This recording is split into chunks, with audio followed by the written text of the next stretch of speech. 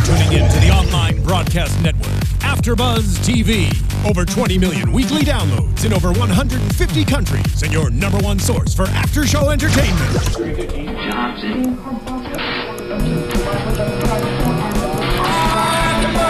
AFTERBUZZ TV, the destination for TV superfans, producing aftershows for over 300 of your favorite TV shows, interviewing celebrities and showrunners, and bringing you behind-the-scenes exclusives. All thanks to E! Entertainment's Maria Menounos, producer Kevin Undergaro, and internet leader Akamai.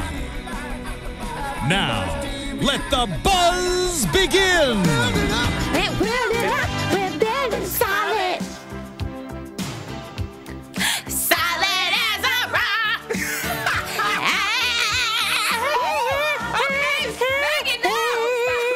Me and Bo, honey, should do a duet together. No. Yes, we. What? Do you not like my karaoke style?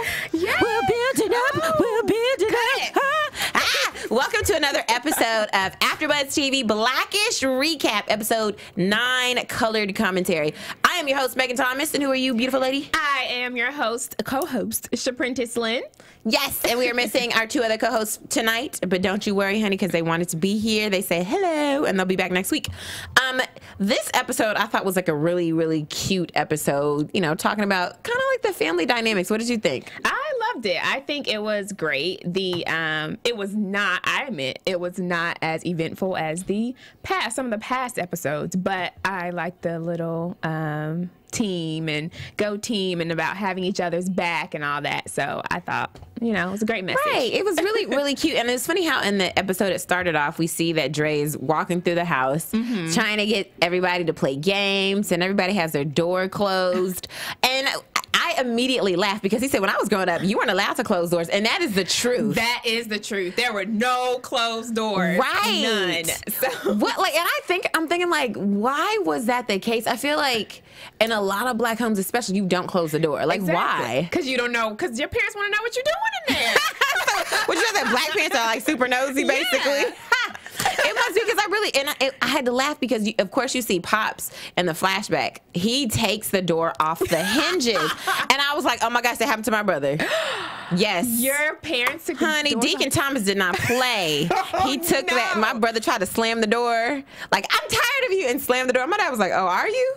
So we went to school, and we came back. My dad had took that door off the hinges and was like, well, you don't have a door for the next 2 weeks. Enjoy. Oh, and I remember like, oh, you ain't got no door. You don't have no door. And I'm like, it was so funny. So, of course, when I see the door laid out, I'm like, oh, I know.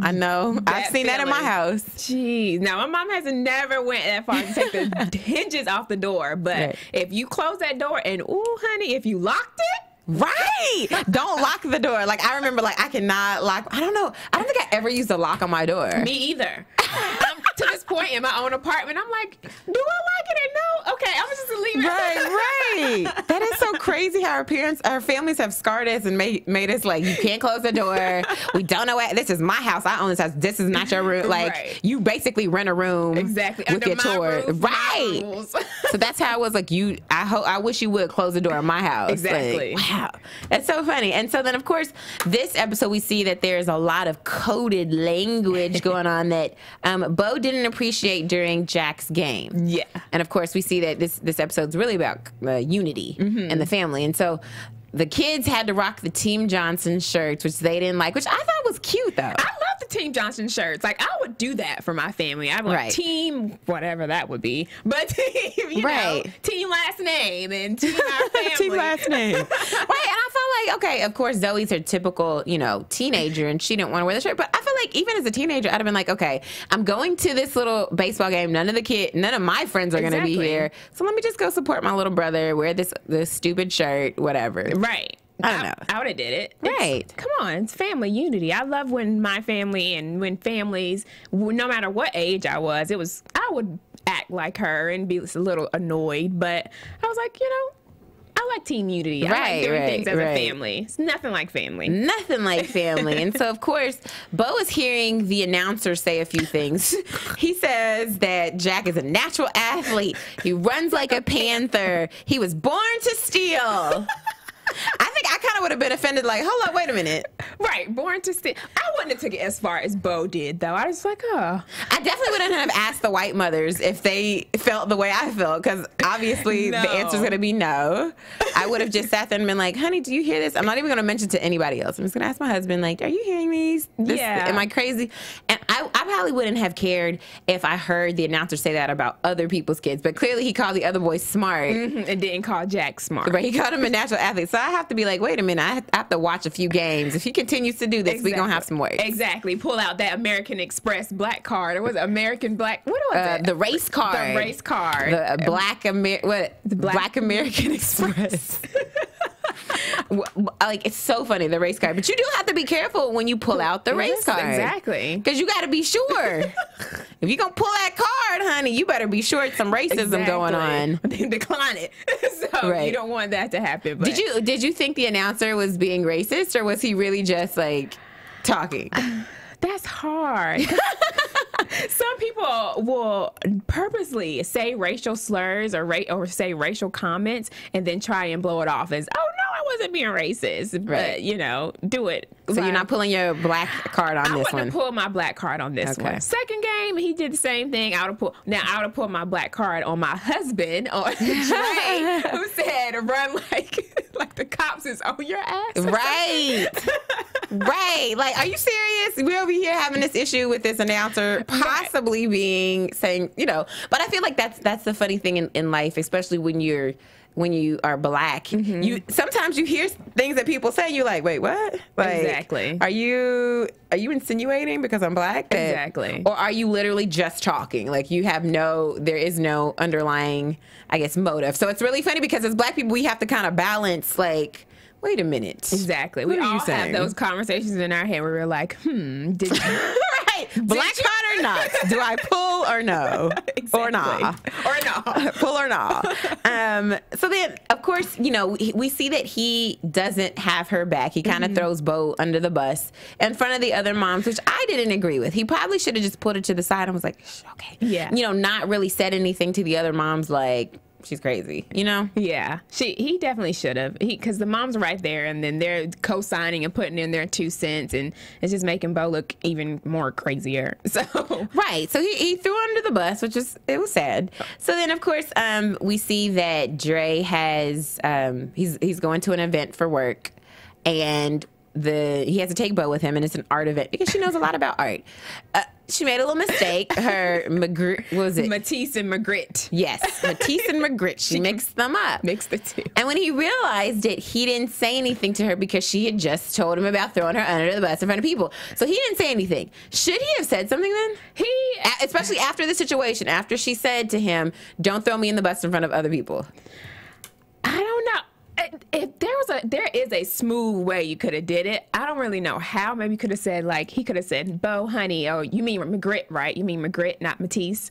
And maybe that she wouldn't have took it so personal, or I don't know. He was in a hard place. He was. That's why he said, I don't understand the rules. I feel like this is a lot of guys' issue. They'd be like, I don't understand what you want me to do. You women.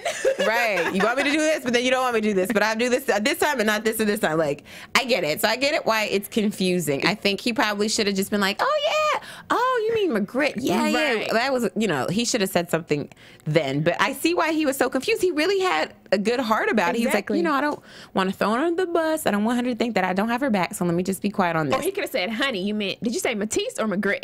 And then maybe if he would have said the name Magritte, then she would have been like, oh yeah, Magritte. Oh, silly me. Right. And so poor Dre, he really was like, I don't get how this works.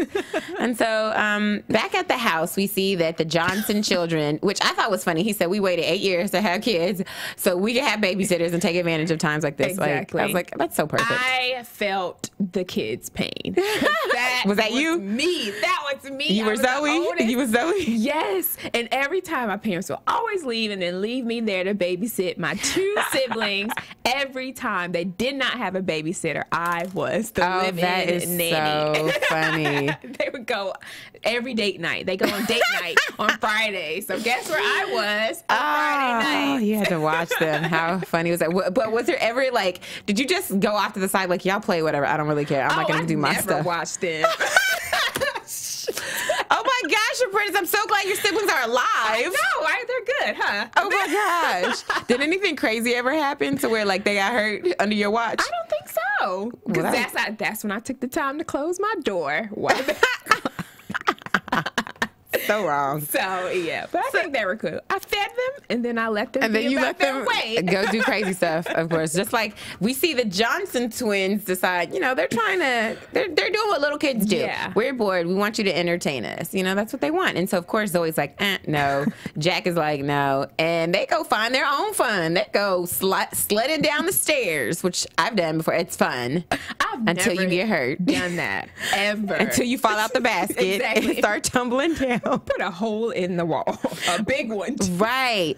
So I liked how they came together. Like, okay, we got to unify this story. Let's come up with the story, make it sound good, and it sounded good. It sounded really good. I thought they were just gonna put a plant in front of it and try and hide it. Right. But they were like, no, we're gonna get this story right. And they stuck together. That was unity. They did. That was Team Johnson at its finest. And of course, Bo was feeling bad. She got, she feels stupid because she didn't know a McGrit from a Matisse. And now her daughter made her feel bad for giving her big shoes. And so, of course, Dre's like, I know my kids, they're up to something. So he goes and he tries to figure out like what they're hiding, like what the real story is. And I really thought, like, for a moment there, I was like, yeah, they're not about to give it up. Exactly. They're not about to I actually thought that Junior would crack first. Me too. The weak link. Right. He was strong. He did good. Exactly. And then, of course, Diane cracks her own story. For the Chunky Monkey. Chunky Monkey's good, though. I ain't gonna front. I probably would have did the same thing. Me and Jack, we would have cracked for that Chunky Monkey. Terrible traitor. Right, girl. Snitch. See? I do it. Whatever. I do whatever for food now, especially ice cream. So, of course, we see that Diane gives the story up, and her brothers and sister are just like, how could you do that? How could you throw us under the bus? You know what I mean? But, I mean, I feel like as siblings, you do that sometimes. You're like, look, I love you, but this one time, like, I got to make my life easier. These siblings ain't loyal. See? No, that's not how it's supposed to work. Ride or die siblings. That's what you're supposed to be. Right. So Dre is still in the doghouse with his wife, and they're at the game again. Yes. And he decides he's going to tell that announcer off. And I really was like, at first, Bo was feeling it until, of course, she heard the rest of the stuff that he said, which was she's really an idiot. Like, my wife's an idiot. But she was feeling it, but I don't know if I would have felt the same way. I feel like if I heard that, I would have been embarrassed, like, shut up. Like, yeah.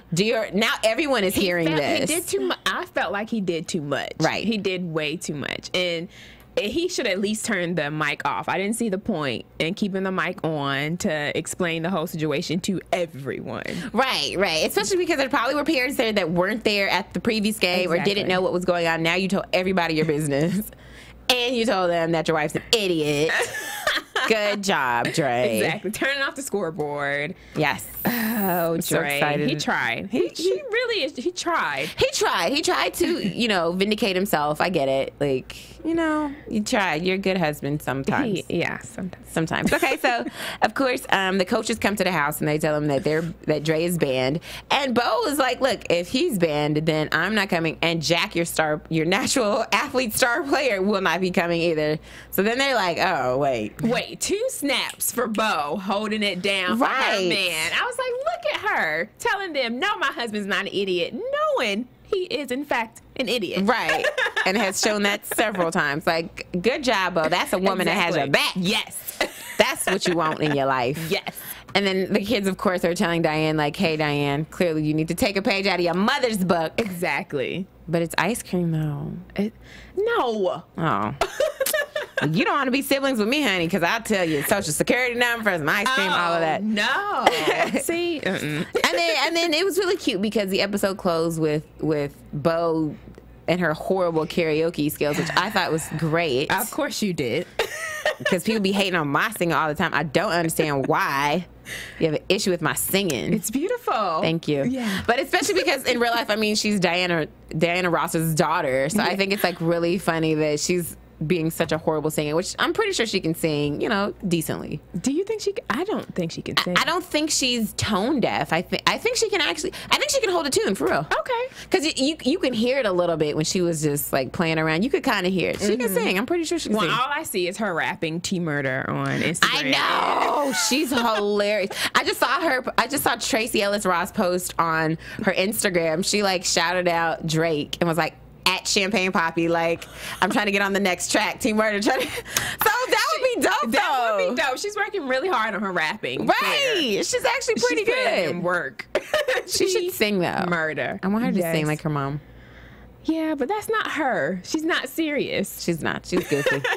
She's goofy. So, do we have any news and gossip? Yeah, we have news. AfterBuzz TV News. So our lovely co-host Stacey Ike was at the AMAs, was it? Yes. The AMA Awards, and ran into yours truly, Anthony Anderson, and he said he watches our show. Yay! He watches our Blackish recap. Woo! Hey, Anthony, since I know you. Hey, boo. I seen you with your shirt off that first episode. You was looking real good. So why don't you just come on over here? You can sit on the couch. We'll interview you. Come on out. Yes. Keep your shirt on, though. Shirt's on. No, you can take it off if you like. Oh, a little hot in here. Just playing. Now, just kidding. For real. Since you watch Anthony Anderson, come on out. Come on out. And make sure you guys tweet him as well. Exactly. Let him know, him and the rest of the cast, so they can come on here and you guys can ask your questions and we can have them here.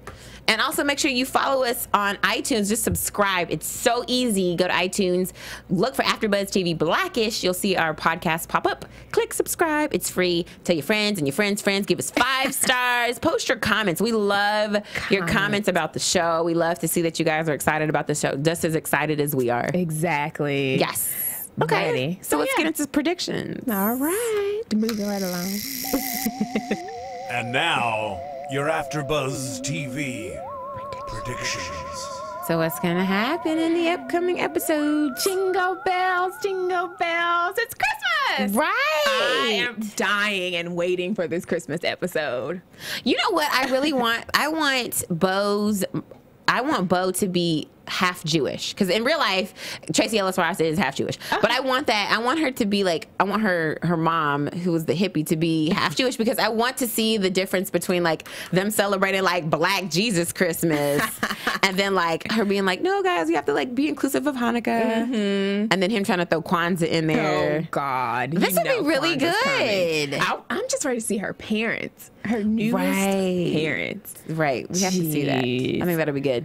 All right, Shaprintace, where can they find you? You can find me on Instagram and Twitter at Shaprintace Lynn, 2 N's, and Megan. As always, you can find me, Megan Thomas, on Facebook, Instagram, and Twitter at Meg Scoop. And until next week, people, we will see you soon. Bye.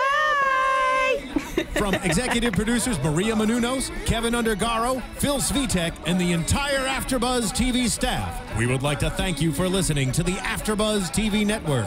To watch or listen to other after shows and post comments or questions, be sure to visit AfterBuzzTV.com. I'm Sir Richard Wentworth, and this has been a presentation of AfterBuzz TV. Buzz you later! The views expressed herein are those of the hosts only and do not necessarily reflect the views of AfterBuzz TV or its owners or principals.